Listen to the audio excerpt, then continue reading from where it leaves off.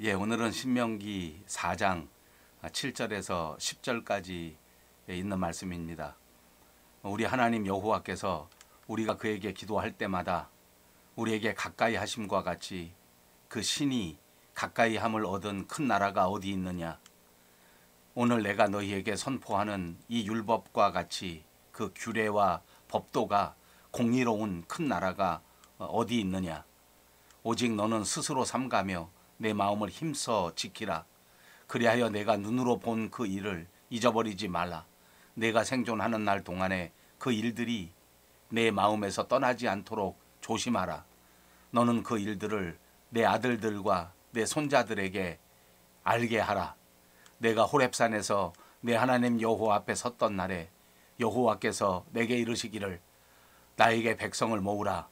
내가 그들에게 내 말을 들려주어 그들이 세상에 사는 날 동안 나를 경외함을 배우게 하며 그 자녀에게 가르치게 하리라 하시매.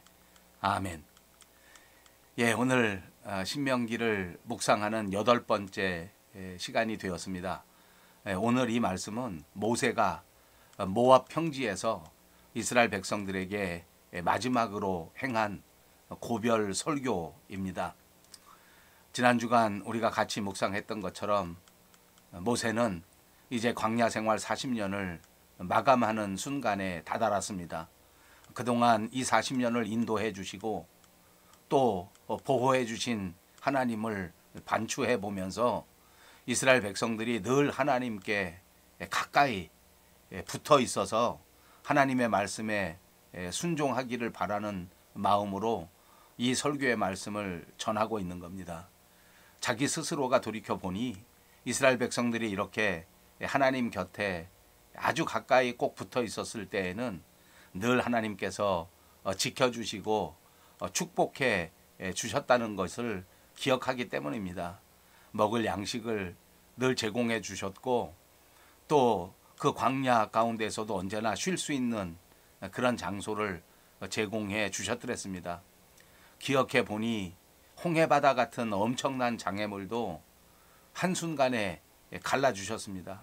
애국 군사들이 정말 금방 잡아 죽일 것처럼 그렇게 무시무시하게 달려 들어올 때도 그 애국 군사들을 피해갈 수 있는 길을 언제나 하나님께서 만들어 주셨습니다. 마라의 쓴물도 달게 만들어 주시고 마실 수 있게 해 주셨습니다.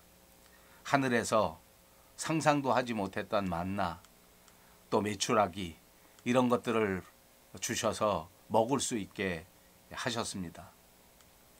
반석에서 생수가 나올 수 있게 하고 전쟁할 때에도 하나님이 지켜주시고 보호하셔서 승리할 수 있도록 만들어 주셨던 것입니다. 이스라엘이 하나님과 가까이 있을 때 이렇게 보호하셨고 축복하셨고 또 지켜주셨고 또 승리하도록 만들어 주셨던 것입니다. 그러나 이제 하나님께서 이렇게 엄청난 은혜를 이스라엘 백성들에게 베풀어 주셨는데도 불구하고 그들은 언제나 틈만 나면 원망하고 또 틈만 나면 불평하고 그리고 틈만 나면 우상 숭배에 빠지곤 했습니다. 사실 모세가 시내산에서 하나님의 말씀 율법을 받는 동안에도 그 산 아래서 금송아지 만들어 가지고 그 금송아지를 섬기고 거기다 절하고 그랬습니다. 그 일 때문에 하나님 앞에 진노를 받고 무려 3,000명이나 되는 사람들이 죽임을 당하기도 했습니다. 또 가나안 정탐꾼 10사람을 선발해서 정탐을 보냈는데 그들이 정탐을 갔다 온 다음에 보고할 때 아주 부정적으로 보고하면서 또 하나님을 원망하면서 거꾸로 그 종살이 하던 애굽 땅으로 돌아가자 이렇게 큰 소리를 높였을 때도 있었습니다.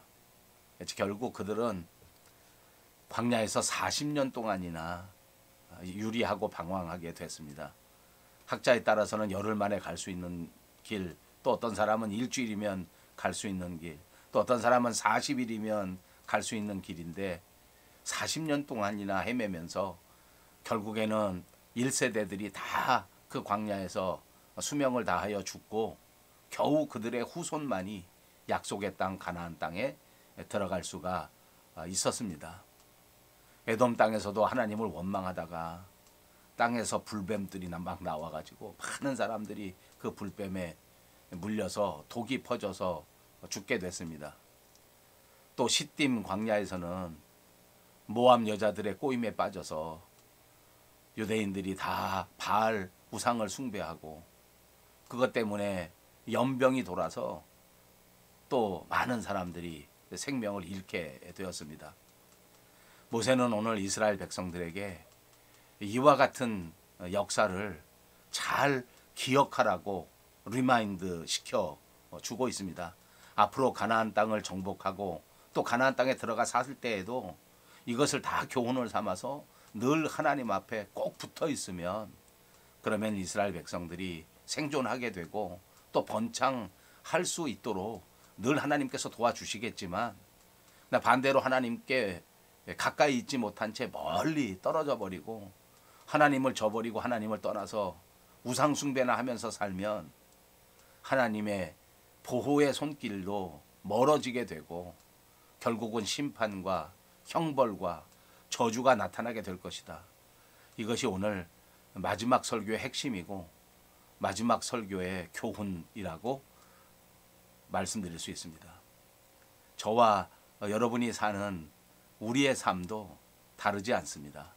하나님과 가까이 하는 사람, 하나님과 함께 하는 사람, 하나님께 꼭 붙어 있는 사람은 하나님께서 반드시 부흥시켜 주시고 하나님을 저버리고 하나님 멀리 떠나버린 사람은 결국은 하나님과도 멀어질 뿐만 아니라 삶의 의미와도 멀어지게 되고 결국은 고통과 고난 속에 빠질 수밖에 없게 되는 겁니다. 사랑하는 여러분, 저와 여러분은 원치 않는 어려운 상황 가운데 빠져 있습니다.